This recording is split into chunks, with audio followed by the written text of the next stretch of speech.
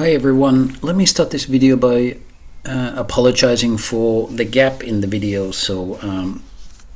Our family moved house recently, and so those who have been following and waiting for new videos to show up, I apologize. There's been a little delay. For those who watch these sometime in the future, you will obviously notice no different. Okay, so we continue with the game, and it is the Chinese turn. And as you will remember from previous videos, we start with drawing a development card. Let's see what we get. We got one of the check cards, polarization check. Okay, let's see. Polarization is the marker over here, one of those yellow markers. And then we look on the home space track of each power in play, whether they've got any levels of polarization recorded in the home space.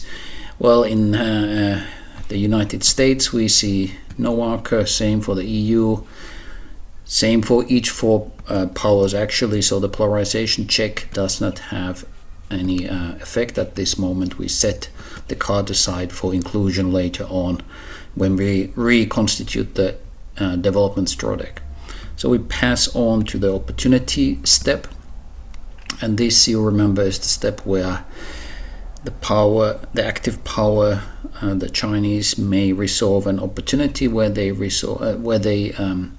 fulfill the conditions, and this appears to be the case in the EU as well as in South Asia actually. And so in those circumstances we can decide. Probably going to take the EU one since it's somewhat contested. We could be blocked by somebody soon, so let's resolve it while we can. And we draw a replacement. We get a Chinese opportunity marker, so we drop it in there. And then the heart of the action phase is the command step. And as we're playing China as a so-called minor power, we just simply draw 3 cards and we see what we get. Start playing them as we like, in the order we like. So we face no consequences since the only suit that got drawn more than once is the cultural action suit, and that suit doesn't have any consequences.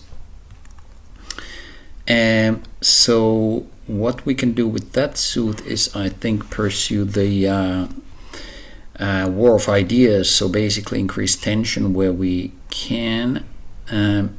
Tension is already at 2 here in South Asia, which is enough to shift the space when the corresponding check comes. So we can't increase there. Can we increase somewhere else where the Chinese are present? No, we cannot. So actually that's no good for us at the moment. This is a useful event here. This one here allows us to convert polarization or get rid of polarization in our home space if we had any, and gain an additional command, but unfortunately that's not available to us at the moment either, since we don't have any polarization. Probably what I'm going to start with is play this card here for its security action, and that is to increase Chinese military influence in the Asia Pacific. We are going to be contesting the US there, so that's good. We pay the space selection cost 1 resource for that. That leaves us with these 2 cards, and with those I'm probably going to increase our world order contribution here on the world order track, the bottom left. That cost me also 1 resource and one of those cards. Doesn't really matter at this point which one. And with the second card we are probably just going to play a pass and get 2 resources, since that is going to help us in contesting the Americans soon. So I will show you how that works when that thing happens. So, and with that we're done. I'm discarding the Chinese cards. We are going into the planning phase, which doesn't happen for minor powers, and the same for the discard and refill step. So that is the Chinese turn done.